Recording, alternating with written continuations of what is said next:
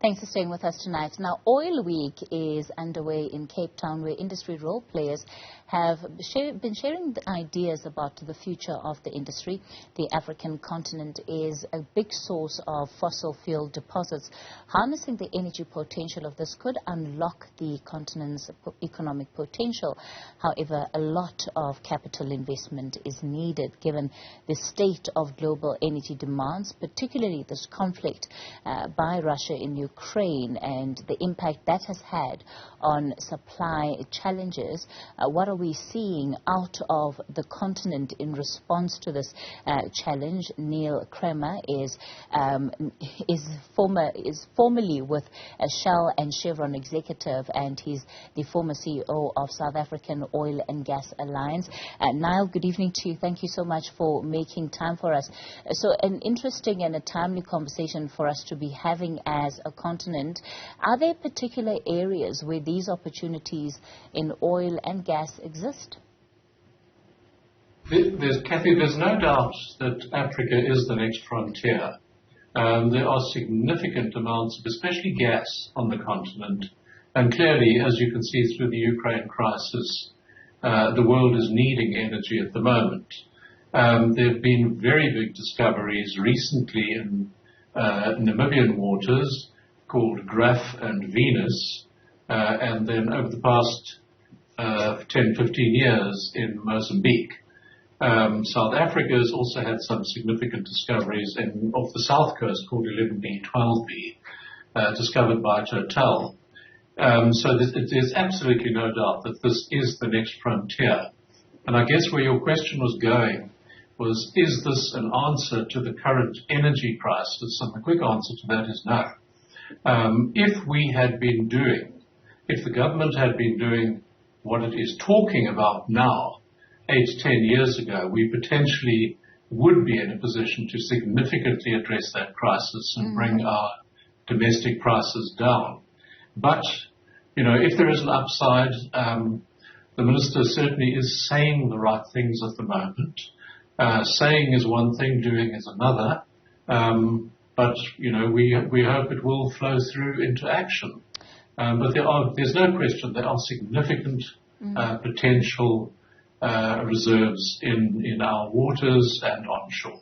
Of course, part of the difficulty that we've seen, if I can use South Africa as an example, is that often even these areas where you talk about, you know, some deposits having been discovered, is that the processes that then need to be undertaken in order to pursue these opportunities have been scuppered because you know, in some instances, due process is not followed. What are we seeing in the rest of the continent, and how much attention is actually paid to the way in which some of these energy sources are being mined? I think where your question is going is around stakeholder interaction, and that differs significantly from one jurisdiction to another. And it really has been thrown into sharp relief recently in South Africa. And it's an area that the industry widely acknowledges needs to be improved, not so much in the regulatory environment. That is there, but a lot more can be done. And certainly the players are recognizing that at the moment. There is activity starting up the west coast at the moment, and you'll see that the way the exploring company is interacting with particularly the fishing communities is something very, very different to what we've seen in the past.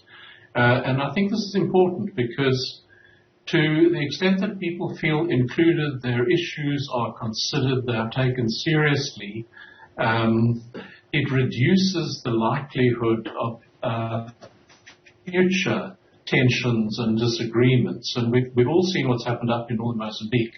And I'm not saying that's entirely because of stakeholder interaction. That could be because they've been cut out of the activity with rubies and hardwoods and all sorts of other activities. But the gas activity up there, because it is so big, has certainly been a catalyst. And now, one of the things that you've spoken about, of course, is the extent of exploration that has been taking place. And when we look at it, often you have big multinational oil companies that are involved here. So we know about Total, we can mention the likes of Shell. Are they companies that have their roots, their origins in Africa, that are competitive on that scale right now, that are undertaking some of these projects? That's the big hope. There are certainly companies that are of scale. The big companies, I think the thing we have to accept is that exploring for oil and gas on anything other than a boutique scale does require multinational global experience. They've got the balance sheets, they've got the equipment, they've got the technology, they've done this before. And it's not an industry that you just switch on to explore. The costs are so prohibitively high. So by way of example, if you are drilling a well in the offshore, you're looking at $150 to $200 million per well. And that's risk capital. And probably 70% of exploratory drills don't yield anything. So that leaves the 30% to give payback. So for my money, as a taxpayer, I would not want the South African government, or if I was in another country, I wouldn't want my tax dollars to be going to that kind of high-risk activity. But yes, there are small companies emerging, but in my view, I think it's the internationals that are the ones who can show the way. Does that mean that we're still lagging far behind? I think we are. And it's not, often we have this discussion as if it's about technology. The biggest risks are above the ground on stakeholder interaction, environmental issues, legislative issues, the political arena. And right now in South Africa, there's no question we've got the technology to do this, but we've been talking about it for year after year after year. We still don't have the act in place, the Upstream Petroleum Development Act, which used to be called the MPRDA and is now separated out from mining. And the process there is just inordinately slow. And to my mind, that's a significant reason that the exploration work is going up to Namibia. Now, South Africa can benefit from that in terms of supplying of skills, of businesses in the value chain. But wouldn't we all rather have that value in South Africa, whether it's in the waters or onshore? And it is the kind of industry that brings such significant investment that it can turn an economy around. Right. Now, admittedly, some would say that could be a curse or it could be a blessing. But there are examples. Norway's a good one. Guyana at the moment is a very good one of where this investment has been absolutely significant.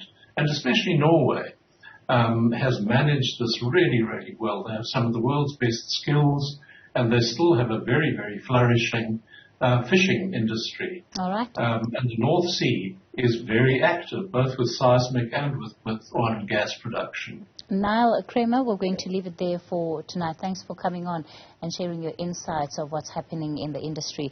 He's CEO of the South African Oil and Gas Alliance.